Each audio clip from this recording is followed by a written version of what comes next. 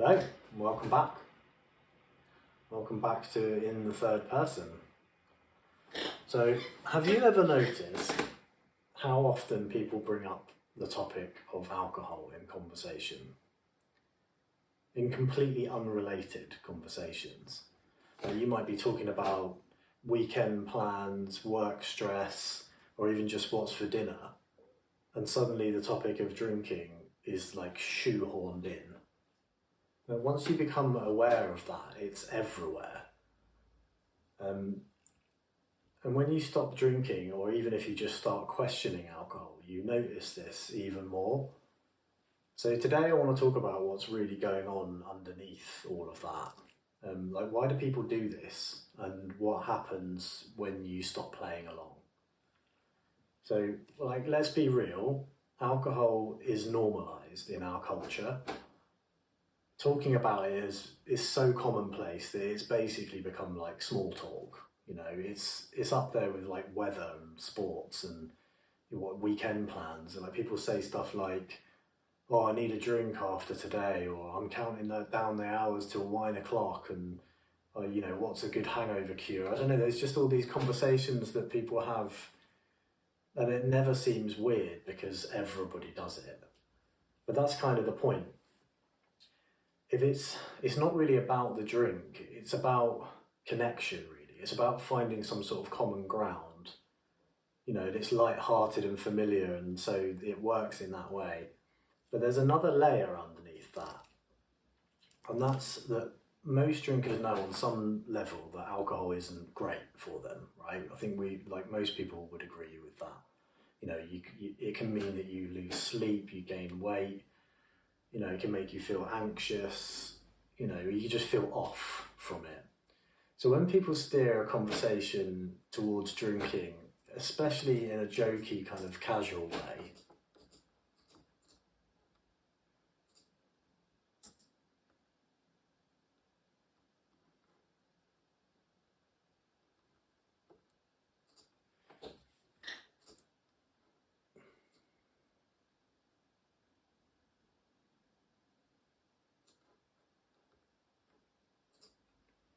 so when people steer a conversation like toward drinking, especially in a casual or jokey way, they are subconsciously seeking validation.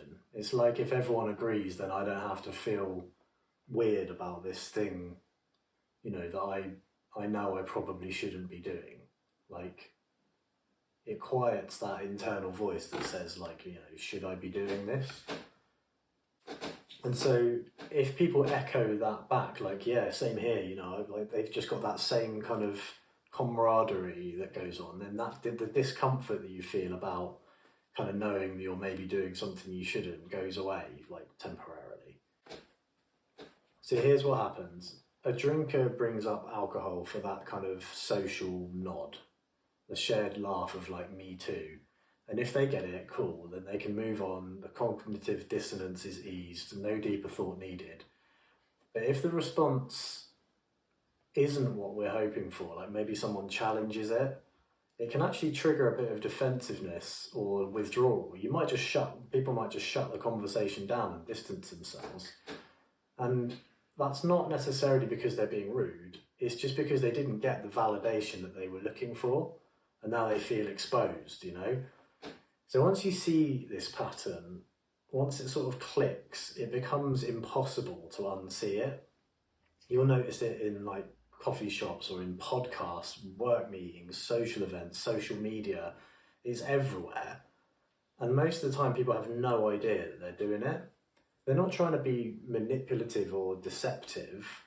They're playing along with what society teaches us. Like, drinking is normal, questioning drinking is weird.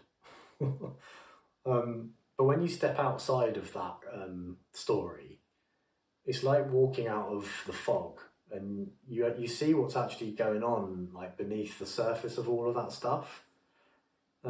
So the tricky part comes once you do start noticing this, is like when you're seeing what other people don't see, it can sometimes feel a little bit lonely because you're sort of looking around thinking, like, am I the only one who's noticed this dysfunction? But the thing is, you're definitely not alone, Okay, there are a lot of people waking up to this realization. Like, people have stepped off. There's lots of people that have stepped off the kind of merry-go-round, and they're choosing clarity over this collusion, and it takes guts, to stop seeking that kind of validation and start living from a sort of freer, healthier place.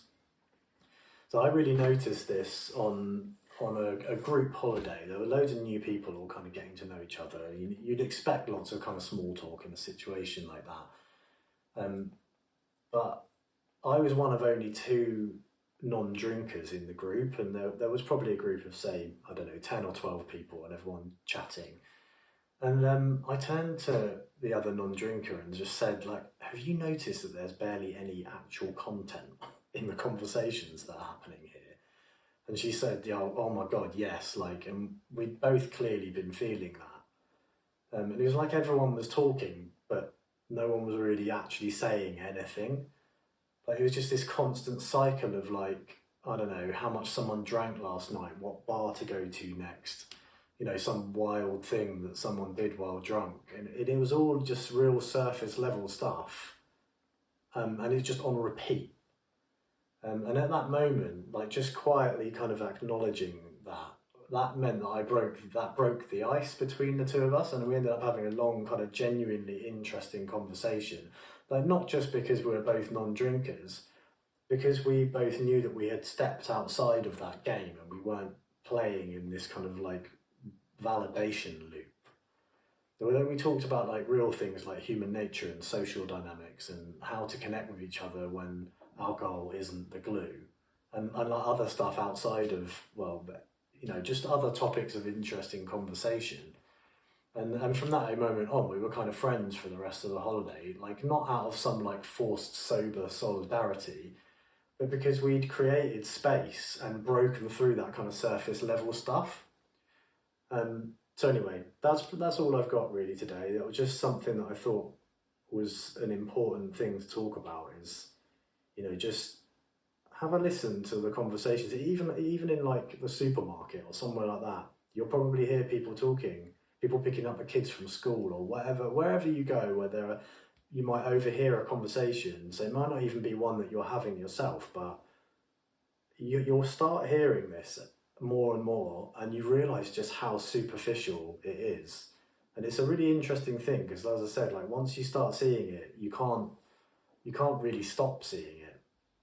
So anyway, just an interesting insight that I thought there. And so if you got any value from that, if that felt like that was interesting, please do hit the like button, comment below if you have anything to say about it.